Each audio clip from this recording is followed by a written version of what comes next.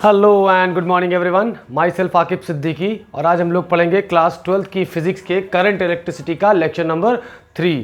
तो students, last के दो लेक्चर्स में, इसके जो स्टार्टिंग वाले दो लेक्चर्स थे उसमें हम लोगों ने basics of current electricity, current क्या है, रेजिस्टेंस क्या है, वोल्टेज या पोटेंशियल क्या है, आपका ओम्स लॉ हम लोगों ने अच्छे से पढ़ लिया था ग्राफ के साथ। और हम लोगों ने पढ़ा था सेकेंड लेक्चर में रेजिस्टिविटी क्या है, स्ट्रेचिंग अ वायर से रिलेटेड क्वेश्चंस भी कर लिए थे। आज हम लोग पढ़ेंगे इलेक्ट्रिकल एनर्जी को कैसे कैलकुलेट करते हैं कमर्शियली। तो सबसे पहले आप लोग हेडिंग डालिए एनर्जी या इलेक्ट्रिकल एनर्जी या हीट एनर्जी। इलेक्ट्रिकल एनर्जी, भाई एनर्जी कोई भी जनरेट करेगा तो उसका पर्पज़ कोई समाज सेवा तो है नहीं कि जनरेट करके वो फ्री में बांट रहा है।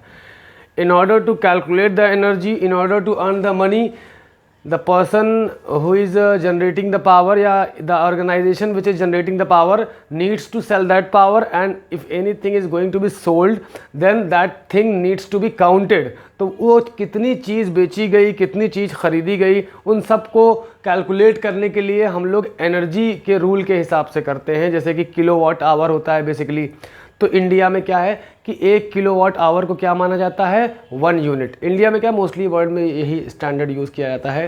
तो अभी वही सब चीज़ें आज हम लोग पढ़ने जा रहे हैं। तो हम लोगों ने क्या पढ़ा है, बेसिक अंडरस्टैंडिंग ये है कि हमारा जो वर्क होता है, वर्क जो होता है वो हमारे एनर्जी के बराबर होता है। ये बात से सब लोग इत्तेफाक रखते होंगे, क्योंकि इनकी भी यूनिट क्या होती है, जूल, और इनकी भी यूनिट क्या होती है, जूल। और एनर्जी क्या है, कैपेसिटी ऑफ डूइंग वर्क। आपके पास किसी काम को करने की कितनी कैपेसिटी है, that is called as your energy. और वर्क डन क्या है, फोर्स इनटू डिस्प्लेसमेंट। मतलब these two parameters are almost equal. वो एक अलग बात है कि whole amount of energy can not be converted into whole amount of work. यहाँ पे आइडियल सिचुएशन है कि whatever the energy is supplied to the system does the exactly same amount of work. तो energy और work आपस में क्या है, सेम चीज़ें हैं। तो जैसे हम लोगों ने पढ़ा है एक फॉर्मूला, वोल्टेज इज या potential is equal to work done upon charge. तो यहाँ से वर्क डन का फॉर्मूला क्या बनेगा, QV। यहां से वर्क डन का फॉर्मूला क्या बनेगा, QV। इसको अच्छे से लिख भी सकते हैं कि work done is equal to Q क्या है, चार्ज, और V क्या है, इनटू पोटेंशियल या चार्ज इनटू वोल्टेज। ये बहुत इंपॉर्टेंट फॉर्मूला है जो कि आप लोगों को याद होना चाहिए।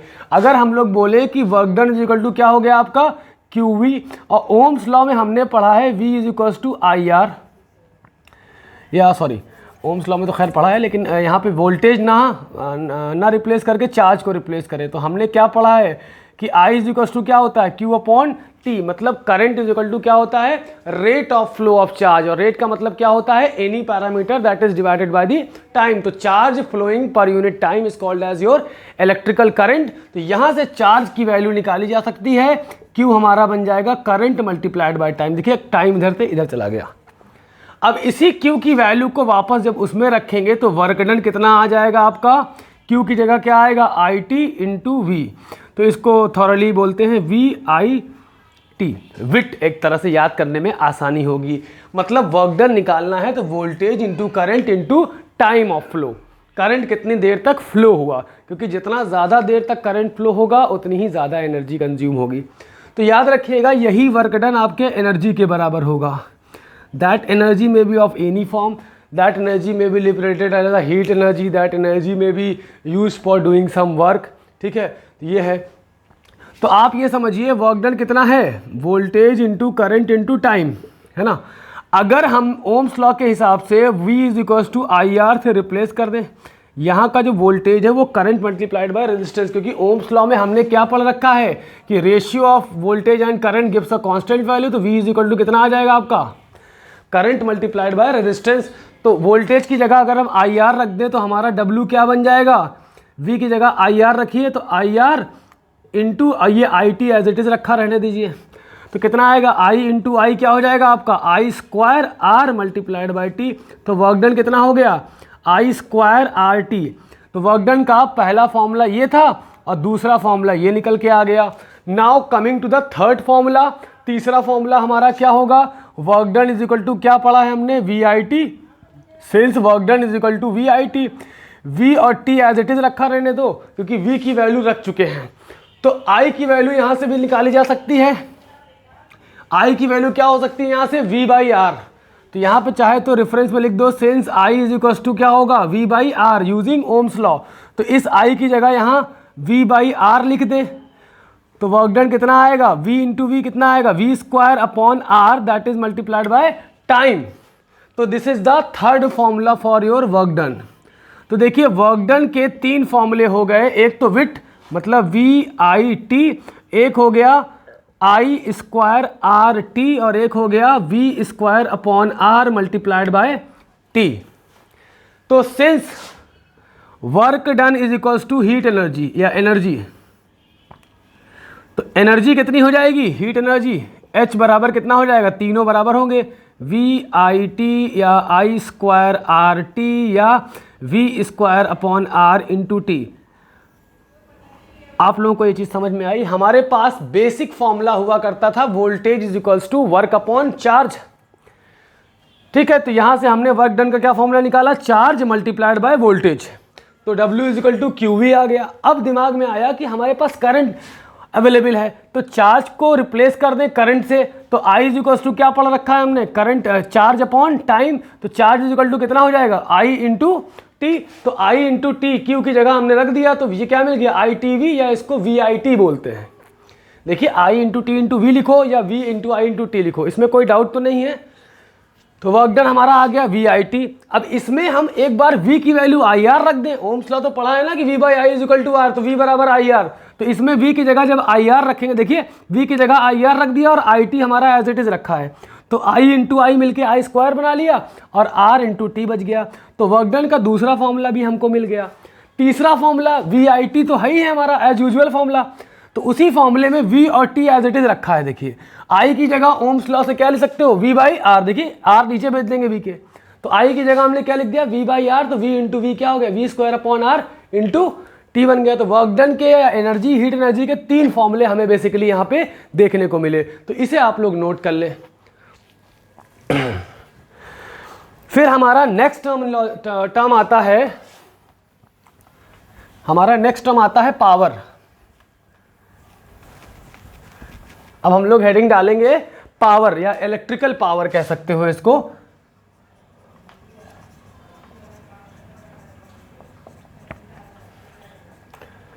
P से डिनोट करते हैं।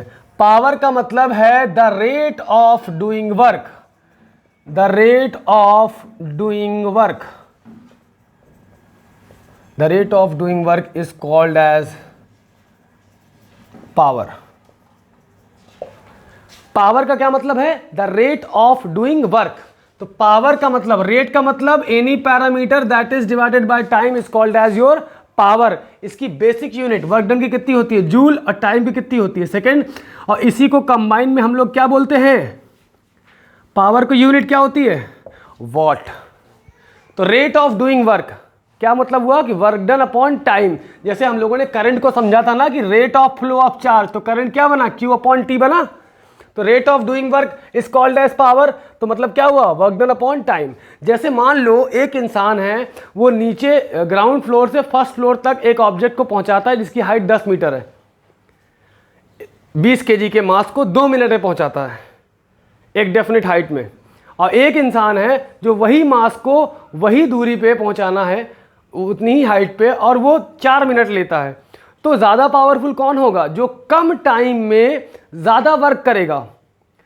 देखो ना यहाँ से पावर क्या है, इनवर्सली प्रोपोर्शनल। जितना ज़्यादा टाइम लेगा पावर उसका उतना ही कम है, और जितना कम टाइम लेगा पावर उसका उतना ही ज़्यादा है। तो वर्क डन के तीनों फॉर्मूले में, देखो वर्क डन के तीनों फॉर्मूले में अगर हम T से डिवाइड कर दें, वर्क डन क्या 3 फॉर्मूले आए, देखिए वर्क और हीट तो सेम है ना, VIT अपॉन टी कर दें, या कह दें I square R into T upon T कर दें, या V square upon R into T upon T कर दें। तो ये देखिए T से T कट जाएगा। तो पावर के बेसिकली आपको 3 फॉर्मूले मिलेंगे, एक तो मिलेगा वोल्टेज इंटू करंट, एक मिलेगा आई स्क्वायर आर, एक मिलेगा V square upon R. Unit क्या बनेगी, वॉट्स या W कह सकते हो इसको, वर्क डन वाला W नहीं है ये, ठीक है। ये उम्मीद करते हैं आप लोगों को समझ में आ रही होगी।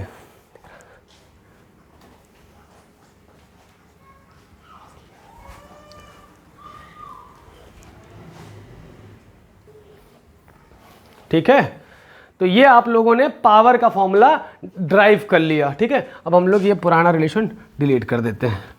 मोबाइल चला चला के आदत पड़ गई है डिलीट और रफ करना भूल गए, रफ करना बोलना भूल गए।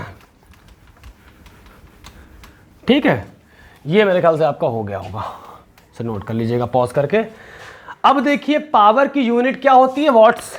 तो यहाँ पे हम लोग लिख सकते हैं ना कि the SI unit of power, the SI unit of power is watt. ठीक, पावर की एसआई यूनिट क्या है, वॉट। कुछ कमर्शियल यूनिट्स देखो क्या होती हैं। एसआई यूनिट पावर की क्या हो गई, watt, denoted by the letter W. ये वर्क डन वाला डब्ल्यू नहीं है, this is a different W. ठीक है, धमाल मूवी वाला भी डब्ल्यू नहीं है, डब्ल्यू के नीचे 5 करोड़। खैर, तो ये हो गया। अब देखो एक बेसिक यूनिट होती है हॉर्स पावर। क्या होती है, अक्सर ये इलेक्ट्रिकल जितने भी इक्विपमेंट्स होते हैं, खास करके मोटर्स वगैरह, उनका पावर किस में डेवलप देखा जाता है, इसको एचपी बोलते हैं, हॉर्स पावर। देखिए बेसिकली ये हॉर्स पावर है बहुत एंशियंट यूनिट। होता क्या था कि पहले के ज़माने में घोड़ा या गधा या खच्चर, ये सब एनिमल्स थे जिनको हम लोग लोड को एक जगह से दूसरी जगह ले जाने में हम लोग इस्तेमाल करते थे। तो वो लोग ये देखते थे कि यूनिट ऐसे बनाई गई है कि एक गधा या घोड़ा या जो भी उस वक्त जानवर अवेलेबल रहा हो, हॉर्स को ही नाम लिया तो हॉर्स ही रहा होगा ऑब्वियसली। हॉर्स के ऊपर ये लोग फिजिकल लोड लाद देते थे, ईंटा पत्थर या मिट्टी वगैरह या सैंड वगैरह। तो वो एक जगह से दूसरी जगह कितना वजन लेके जा रहा था, कितना डिस्प्लेसमेंट कर रहा था और कितने वक्त में जा रहा था, तो एक हॉर्स की पावर थी। तो जब इसको कैलकुलेट किया गया तो एक हॉर्स की पावर निकली कितनी, 746.3 वॉट्स। इसको अप्रॉक्सीमेटली कहते हैं 1 horse power is nearly equal to 746 watts. Most important question. अब देखिए वॉट्स बहुत एक तरह से देखा जाए छोटी यूनिट है। जनरली जो पावर कैलकुलेट होता है वो किलो वॉट में। तो 1 किलो वॉट, क्लास 11th में आप लोगों ने पढ़ा होगा बेसिक में कि किलो किसी भी पैरामीटर के आगे लग जाए, that parameter is always multiplied by the 1000। 1 kilowatt मतलब 1000 वॉट या 10 टू द पावर 3 वॉट्स। फिर आता है मेगावाट। 1 मेगावाट कितना होता है, 10 टू द पावर 6 वॉट्स। फिर एक होता है 1 gigawatt, this is equal to 10 to the power 9 watts. फिर एक होता है टेरावाट, एक होता है आपका टेरावाट, ये मतलब होता है 10 to the power 12 watt. Overall घर का लोड जिसमें कैलकुलेट होता है, घर का पावर कंजम्पशन किलोवाट्स में होता है। आप लोगों ने अक्सर देखा होगा कि आपके यहाँ कितने किलोवाट का मीटर है, 1 kilowatt, 2 kilowatt, 3 kilowatt, 4 kilowatt, 6 kilowatts. ठीक है, और एक एरिया का लोड बेसिकली मेगावाट्स में कैलकुलेट किया जाता है और एक पूरे शहर का लोड बेसिकली गीगावाट्स में। हमारे कंट्री में क्या है कि पावर कंजम्पशन, पावर जनरेशन और कंजम्पशन को गीगावाट्स या हो सकता है टेरावाट्स में भी किया जाता है। हमारे हिंदुस्तान में जो सबसे बड़ा अल्टरनेटर मतलब होता है the one which generate the electrical power, उसकी कैपेसिटी है लार्जेस्ट अल्टरनेटर की 500 मेगावाट्स। 500 मेगावाट्स का इलेक्ट्रिकल पावर जनरेट कर रहा है वो। अब 500 मेगावाट्स को अगर हम घरों में तब्दील करें, केवल एक नहीं है जो पूरे हिंदुस्तान को बिजली सप्लाई कर रहा है, इस तरह के लाखों होंगे, हज़ारों होंगे। थर्मल प्लांट्स में कुछ लगे हैं, कुछ हाइड्रो प्लांट्स में लगे हैं। तो जरा देखिए क्या है ये मेगावाट, बेसिकली इसको प्रैक्टिकली फील करिए कि ये मेगावाट्स है क्या। देखो 1 मेगावाट कितना होगा, कितने वाट के बराबर होगा, 1 मेगावाट होगा 10 टू द पावर 6, तो 10 टू द पावर 6, ठीक, इतने वाट्स हो गए ये। अब आप ये समझो 500 इंटू, इसको 2 पार्ट में लिख लो, 10 to the power 3 into 10 to the power 3 watts. क्या आएगा 500 इंटू 10 टू द पावर 3। अगर ये 10 टू द पावर 3 हटा दे, 1000 हटा दें या डिवाइड कर दें यहाँ से 1000, तो ये किलोवाट बन जाएगा। क्या बन जाएगा ये हटा दिया तो ये पूरा किलोवाट बन गया। अब आप समझो कि 500, 1 2 3 3 0 ये पावर वाले किलोवाट, 5 लाख घरों को बिजली दे सकता है अकेले।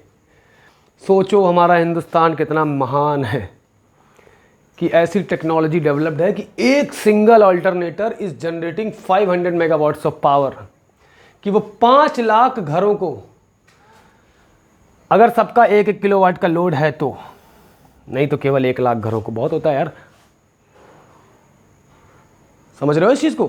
तो ये है पावर का कैलकुलेशन कैसे हो रहा है यहाँ पे, तो इसे आप लोग नोट करें जल्दी से।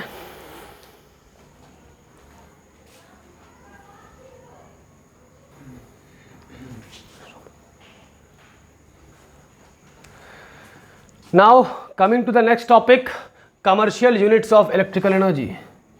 कौन सी unit? Commercial unit of electrical power है कि एनर्जी है?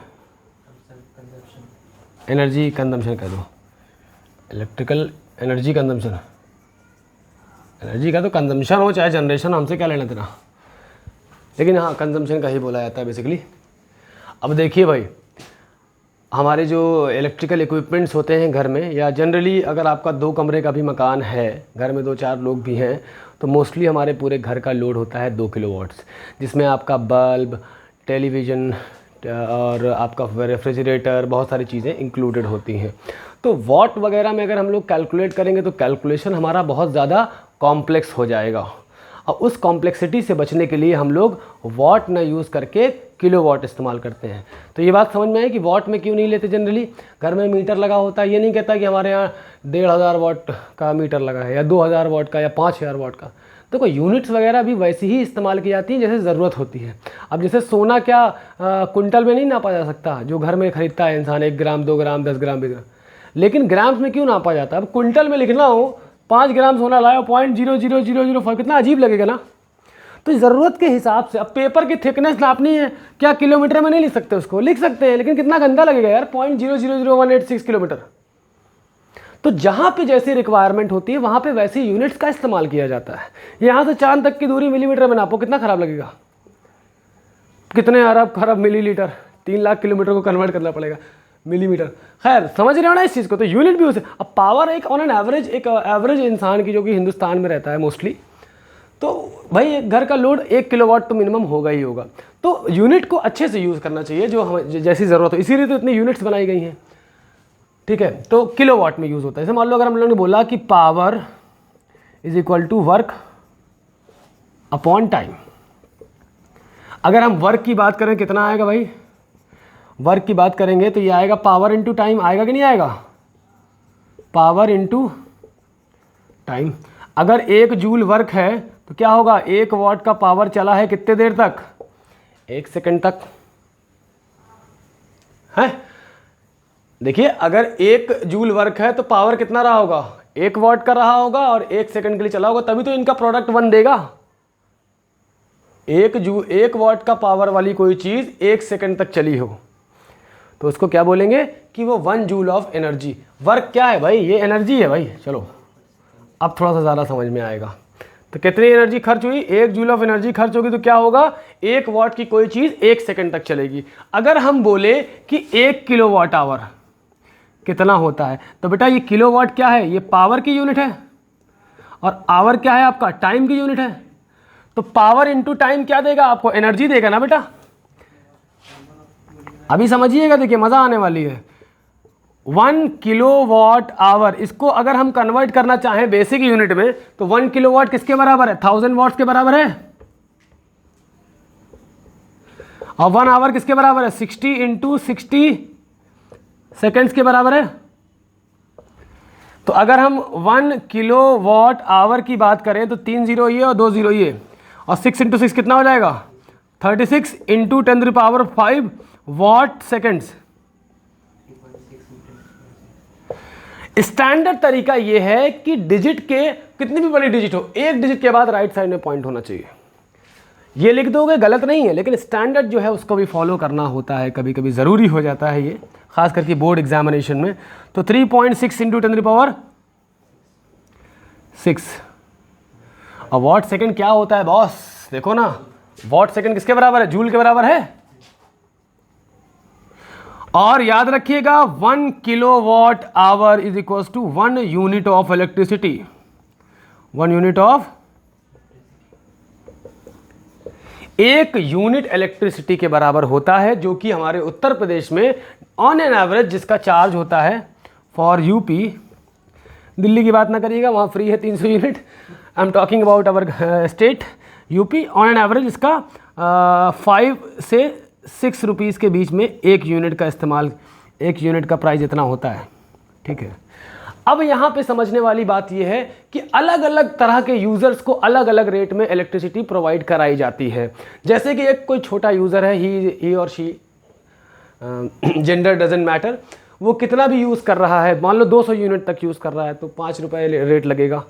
मुझे एग्जैक्टली रेट नहीं पता, लेकिन यह है कि 5 रुपीज़ पर यूनिट के हिसाब से लगेगा। इफ़ समवन क्राइटेरिया मतलब ऐसे ही बनता है, मान लो 300 यूनिट से ऊपर यूज़ कर रहा है तो 5.5 रुपये लगेगा, 6 रुपये लगेगा। 400 यूनिट से ऊपर है तो 7.5 रुपये लगेगा, 8 रुपये लगेगा। जो बड़े कंज्यूमर्स होते हैं, इंडस्ट्रियल कंज्यूमर, जिनको फैक्ट्री वगैरह चलानी होती है, उनके लिए 10 रुपये 12 रुपये यूनिट्स भी है। तो ये था आपका पूरा एनर्जी कंजम्पशन का कैसे कैलकुलेशन हमारे पास हो सकता है, कैसे कैलकुलेट किया जाता है अकॉर्डिंग टू द रूल। तो उम्मीद करते हैं कि ये लेक्चर आप लोगों को समझ में आया होगा। एक चीज़ थोड़ा सा मेरे मन में आ रहा है कि मैं इसे बता दूं, आप लोगों ने सुना होगा 0 वाट का बल्ब, ऐसा हो सकता है? 0 वाट का बल्ब है, आप लोग यूज़ करते हो अक्सर नाइट लैंप में या कहीं पर भी। ऐसा होता ही नहीं है। पहली बात तो किसी चीज़ के पास अगर कोई पावर कंज्यूम नहीं कर रहा तो उसका वॉटेज कैसे निकाल लिया आपने, है ना? तो 0 वाट का बल्ब क्या 0 इलेक्ट्रिसिटी इस्तेमाल करेगा? नहीं, ऐसा नहीं है। होता क्या था, पहले इस तरह के मीटर्स हुआ करते थे, एनालॉग मीटर्स। कौन से मीटर्स? देखिए, मेजरिंग डिवाइसेस आपके 2 तरह के होते हैं बेसिकली। एक डिजिटल जो कि डिस्प्ले करके बताते हैं, और एक होता है आपका एनालॉग जो कि इंडिकेट करके बताते हैं। जैसे आपकी बाइक में, स्कूटी में, कार में एक एनालॉग मीटर होता है जो कि उसका ऐसे कांटा लगा होता है, जितनी स्पीड पे आप चल रहे होते हैं वो उसी हिसाब से बताता जाता है, वहाँ इंडिकेट करता है, डिस्प्ले नहीं करता। और एक होता है डिस्प्ले वाला कि that you are travelling at this speed, now this, वो कम ज़्यादा होता है। तो पहले होते थे आपके एनालॉग मीटर्स, तो वो इतने ज़्यादा एक्यूरेट नहीं होते थे कि इतने कम वॉटेज को मेजर कर सके, तो उसको वो लोग क्या बोल देते थे? 0 वॉटेज। इसे नोट करें आप लोग।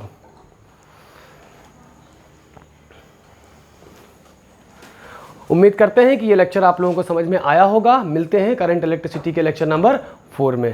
Thank you so much.